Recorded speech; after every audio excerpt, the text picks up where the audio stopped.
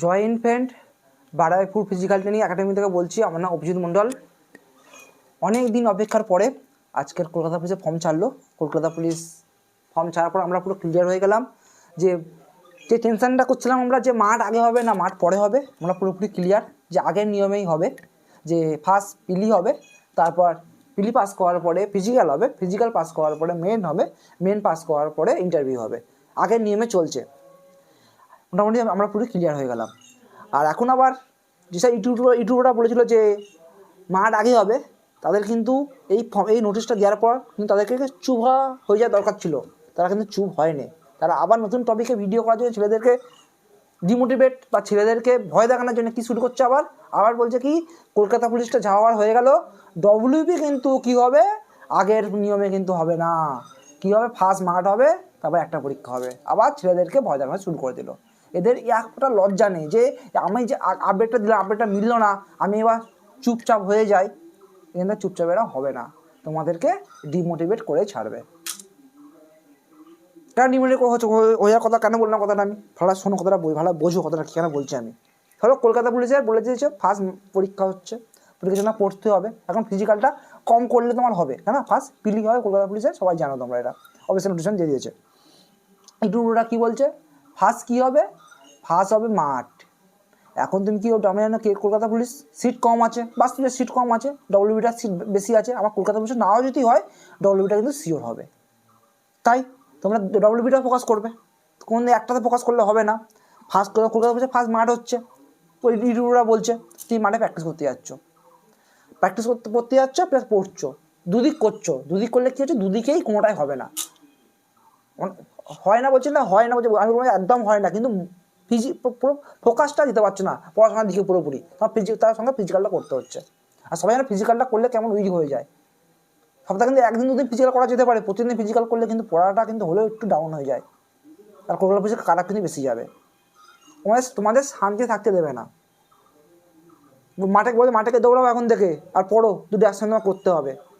কারণ মাঠ আগে হবে কলকাতা পুলিশ ডব্লিউবিতে। ভাই তোমাদের বড় বড় ইউটিউবারদেরকে বলতে পারে না যে পিআরবি যে তোমরা আমার আগে বলে দাও, ছেলেটা আগে থেকে তৈরি হয়ে থাক বেশি করে। কোনো দরকার নেই, ছেলেদের ডিমোটিভেট হয়ে যাচ্ছে। ছেলেরা না পড়তে পারছে না ফিজিক্যাল করতে পারবে। একবার বললে মিললো না, মানুষ চুপ হয়ে যায়।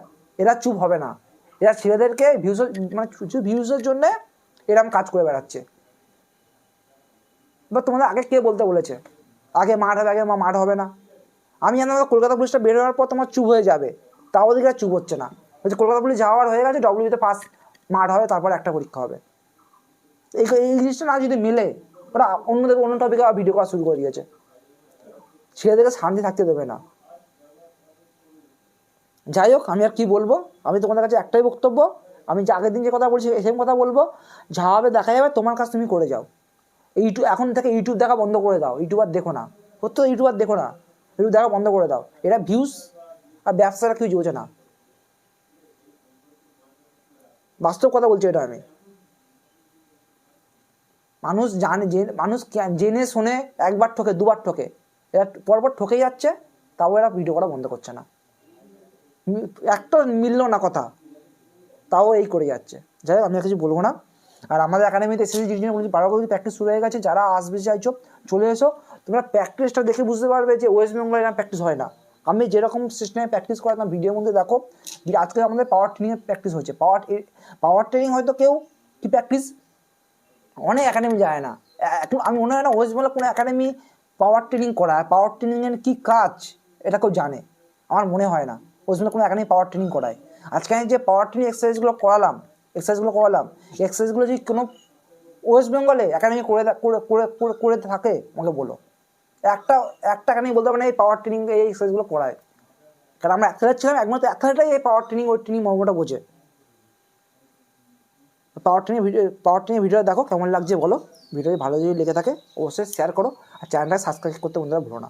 তোমার সাপোর্ট না করলে সত্যি কথা বলছি আমার মোটিভেশন ডাউন হয়ে যাবে। তোমরা অবশ্যই আমার সাপোর্ট করো। আর একটা কথা বলবো, কেপিতে দেখলে কেমন কী হলো, কেপিতে আগের নিয়ম হচ্ছে আমি বলবো ডব্লিউবিতে আগে মাঠ হয় কি পরে কী হবে তখন দেখে লাভ নেই। তোমার কাছে তুমি করে যাও, তখন নোটিফিকেশান দেবে, তখন তুমি ডিসিশান নেবে কী করবে না করবে। তুমি আগে নোটিফিকেশান দেখো, পিআরবি নোটিফিকেশান, কোনো ইউটিউবে কথা শোনো না। চলো নেক্সট ভিডিও দেখা হবে। আজকের আমাদের এসএসসি জিডির জন্য পাওয়ার ট্রেনিং করানো হচ্ছে। পাওয়ার ট্রেনিং কীভাবে করছি একটু দেখো বন্ধুরা। আমরা দেখো ফার্স্ট এক্সারসাইজ করছি, দেয়ালের দিকে আমরা হাতটা পুশ করছি গায়ের জোরে, আর সামনের দিকে আমরা পা তুলে হাইনি করছি। চেষ্টা করা হচ্ছে কি পাটা যেন সামনের দিকে ওঠে। অনেক ছেলে মেয়ে ভুল করছে, কারণ এটা ভুল করার কারণে নতুন এরা আস্তে আস্তে শিখে যাবে। নতুন ছেলে সবাই ভুল তো করবে, এটা স্বাভাবিক বিষয়। আর আমাদের এরপর নেক্সট এক্সারসাইজ যাচ্ছি, দেখো পিছনের দিকে পাটা পুশ করে সামনের দিকে পাটা তুলছি, পাটা পুরো নিয়ে আপ করছি সামনের দিকে। এটা আমরা করবো 100 100 200, এই পায়ে 100 ওই পায়ে 100, এবার 200 200 করবো আমরা। এক্সারসাইজগুলো কিন্তু খুব ইম্পর্টেন্ট এক্সারসাইজ বন্ধুরা। এক্সারসাইজগুলো করলে পায়ে পাওয়ার চলে আসবে, আর পায়ে পাওয়ার চলে আসা মানে দৌড় পুরো চেঞ্জ হয়ে যাবে। দৌড় তুমি যেমন দৌড়াও দৌড় পুরো চেঞ্জ হয়ে যাবে। পাটা দেখো সামনের দিকে দিচ্ছি আমরা, সামনের দিকে দিয়ে পাটাকে তুলছি, গাউন টাচ হচ্ছে, গাউন টাচ করে পাটা সামনে তুলছি। এটা আমরা করব 50 50 100 আমরা করব।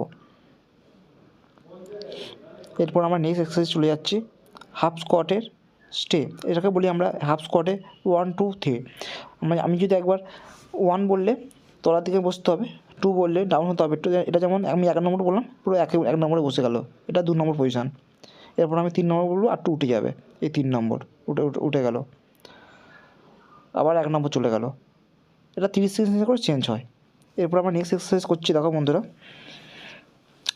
চেষ্টা করছি কি দেয়াল হোক বা এরকম ধরনের কোনো জিনিস হোক, আমাদের কোমরটা সোজা হয়ে থাকবে আর হাফ স্কোয়াটে বসতে হবে।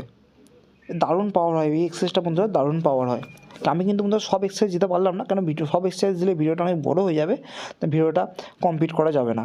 আমাদের কিছু কিছু মেন করা এক্সারসাইজ আমি দিলাম। আমাদের কি 2 ঘন্টা 2.5 ঘন্টা ধরে যে পাওয়ার ট্রেনিং হয়, তা আমাদের কিছু এক্সারসাইজ আমি দিলাম।